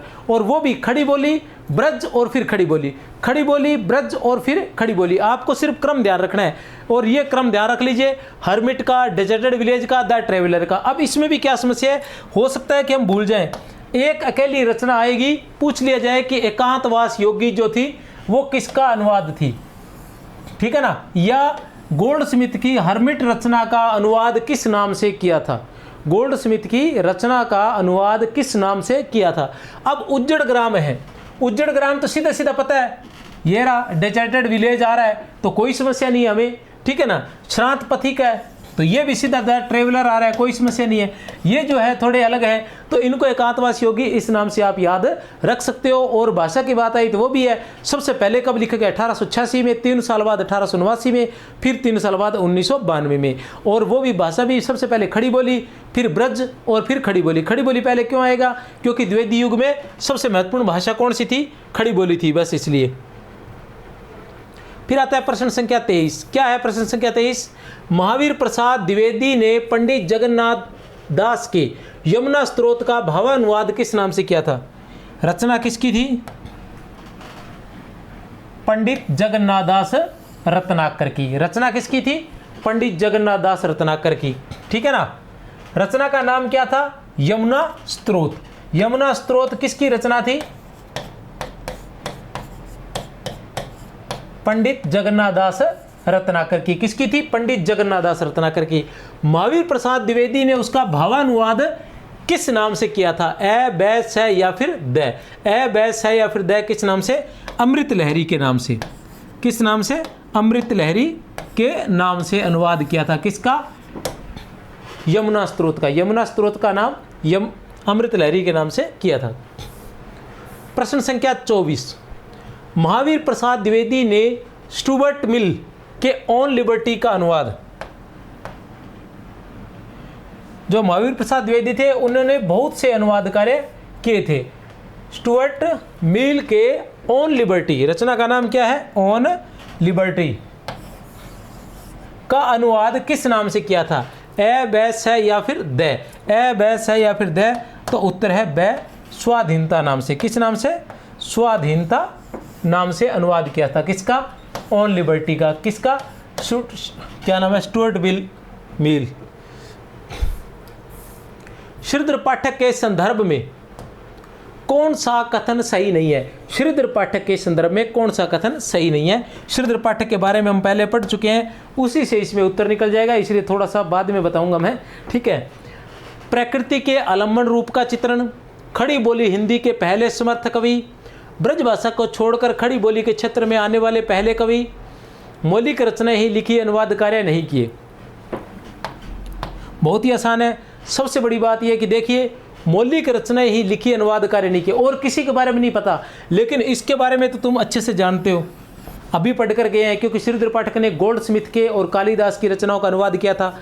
गोल्डस्मिथ के हर्मिट का, ठीक है ना, उसके बाद डेजर्टेड विलेज का और द ट्रेवलर के अनुवाद किए थे, और कालिदास के मेघदूत का अनुवाद किया था, ठीक है ना। तो ये सारी की सारी रचनाएं जो है, ठीक है ना। अब देखो उत्तर आ गया हमारे पास। अब बाकी इनके बारे में पढ़ना है कि ये इनकी विशेषताएं हैं। प्रकृति के आलम्बन रूप का चित्रण किया था। श्रीधर पाठक ने क्या किया था? प्रकृति के आलम्बन रूप का चित्रण किया था। याद रख लेना, ऐसी बातें पूछी जाती हैं। वहाँ क्या पूछा जाता है, मैं आपको ये बता देना चाहता हूँ कि ये जो लाइनें होती है, ये किसी न किसी विशेष हिंदी साहित्य का इतिहास से उठाई गई होती हैं। तो वहाँ वो क्या कहते हैं कि प्रकृति के आलम्बन रूप का चित्रण की जगह वहाँ वो ये कठिन वाले प्रश्न रहते हैं। प्रकृति के आलम्बन रूप का चित्रण की जगह वो वहाँ क्या कह देते हैं, प्रकृति के उद्दीपन रूप का चित्रण किया गया है, ठीक है ना। तो हमें लगता है कि इस प्रकार क्या हो सकता है, लेकिन हमें याद रखना है कि प्रकृति के आलम्बन रूप का चित्रण किया है। अब आलम्बन रूप क्या होता है? आलम्बन रूप क्या होता है? आलम्बन रूप जहाँ प्रकृति को ही मुख्य मानकर चित्रण किया जाता है, वो आलम्बन रूप होता है। और उद्दीपन रूप होता है जहाँ आलम्बन तो कुछ और होता है, प्रकृति को, उस रस को उद्दीप्त करने के लिए जिनका सहयोग किया, प्रकृति का सहयोग लिया जाता है, वो उद्दीपन होता है, ठीक है। खड़ी बोली हिंदी के पहले समर्थ कवि हैं, बिल्कुल सही है। ब्रजभाषा को छोड़कर खड़ी बोली के क्षेत्र में आने वाले पहले कवि, बिल्कुल सही है। अब खड़ी बोली के हिंदी के पहले समर्थ कवि और पहले कवि, तो दोनों बातें सही होगी, ठीक है। प्रश्न संख्या 27, निम्न में से प्रकाशन वर्ष में असंगत युग्म बताइए। प्रकाशन वर्ष में असंगत युग्म बताइए। प्रिय प्रवास 1914 में, बिल्कुल सही है। खड़ी बोली का प्रथम महाकाव्य। पद्य प्रसून 1924 ईस्वी, बिल्कुल सही है। वैदेही वनवास 1930 नहीं है, 1940 है। वैदेही वनवास 1940 ईस्वी क्या था? ये प्रबंध काव्य था। किसका? ये सभी रचनाएं किसकी है? अयोध्या सिंह उपाध्याय की। द्विवेदी काल के अयोध्या सिंह उपाध्याय की रचनाएं हैं, जिनका 1865 ईस्वी में जन्म हुआ था। कब हुआ था जिनका जन्म? 1865 ईस्वी में। उन्होंने 3 प्रबंध काव्य लिखे थे, जिनके बारे में पहले बता चुका हूँ। प्रिय प्रवास जो 1914 में लिखा था, और पारिजात जो 1937 में लिखा था, और वैदेही वनवास जो है वो 1940 में लिखा था। जो प्रिय प्रवास है उसके अंदर 17 सर्ग है, जो पारिजात है उसके अंदर 15 सर्ग है, और जो वैदेही वनवास है उसके अंदर कितने सर्ग है? इसमें 18 सर्ग बताए गए हैं। चुपते चौपते और चोखे चौपते की रचना भी 1932 ईस्वी में की हुई थी। मिलान कीजिए। जय दर्थवर्ध, जय भारती, यशोधरा और पंचवटी, सभी रचनाएं किसकी हैं? आप मिलान कर लीजिए, तब तक मैं बता देता हूं। सभी रचनाएं किसकी हैं? गुप्त जी की हैं। मैथिली शरण गुप्त की हैं। सभी रचनाएं किसकी है? मैथिली शरण गुप्त की है। अब सन के हिसाब से आपने बताना है। मिलान कीजिए। अच्छा, प्रकाशन के हिसाब से करना है आपने भी। सबसे पहले किसका प्रकाशन हुआ था? तो किसी का ही रहने दो, आपको एक याद हो। मान लो जैसे मान लो मेरे जैसा कोई है जिसको कम याद रहता है, तो वो पंचवटी, पंचवटी से 25, पंचवटी, पंचवटी से 25, पंचवटी, पंचवटी से 25। तो पंचवटी का ले लीजिए। द का 3। अब द का 3 किस में है देख लीजिए। इसमें द का 4 है, तो ये तो कट गया, ये उत्तर नहीं हो सकता। इसमें द का 1 है, ये भी नहीं हो सकता। इसमें द का 2 है, ये भी नहीं हो सकता। इसमें द का 3 है, एक ही बचा, तो यही उत्तर है। अब एक ही रचना आपको याद थी, क्या? पंचवटी। वो भी सबसे आसान। मान लो मैथिली शरण गुप्त की एक ही रचना का आपको सन ध्यान था कि पै से पंचवटी और पै से 25, पै से पंचवटी और पै से 25। एक ही रचना का सन याद करने से आपका इतना कठिन प्रश्न जो है वो हो गया। अब बताते हैं हम कि जय दर्थवर्ध, जय दर्थवर्ध की रचना कब हुई थी? 1910 ईस्वी में। जय दर्थवर्ध की रचना कब हुई थी? 1910 ईस्वी में। उसके बाद जय भारत की रचना कब हुई थी? 1952 ईस्वी में। जय भारत की रचना कब हुई थी? 1952 ईस्वी में।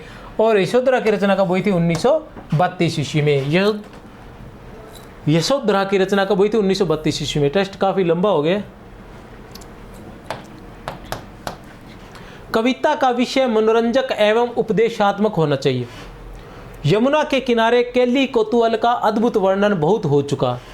नए प्रक्रियाओं पर प्रबंध लिखने की अब कोई आवश्यकता है और नए सब कियों के गतागत की पहली बुझाने की। ठीक है ना। उपयुक्त कथन, चर्चित कथन किसका है? ए ब स या फिर द। ए ब स या फिर द, तो किसका है चर्चित कथन? महावीर प्रसाद द्विवेदी का। मैंने कहा था ना कि श्रृंगार का बंद हो गया था, उसी की बात है ये। कविता का विषय, ये वही क्वेश्चन है। श्रीधर पाठक ने गोल्डस्मिथ के हर्मिट का अनुवाद एकांतवास योगी के नाम से किस भाषा में किया था? मैंने पहले बता दिया था। श्रीधर पाठक ने गोल्डस्मिथ के हर्मिट का अनुवाद एकांतवास योगी के नाम से किस भाषा में किया था? तो जो सबसे पहले किया था वो ये था। तो क्या है उत्तर? खड़ी बोली में। ठीक है ना। अब गोल्डस्मिथ के हर्मिट का एकांतवास योगी, एकांतवास योगी की रचना कब हुई थी? एकांतवास योगी की रचना हुई थी, सबसे पहले हुई थी, कब हुई थी? 1886 में। ठीक है ना। और दूसरा क्या था?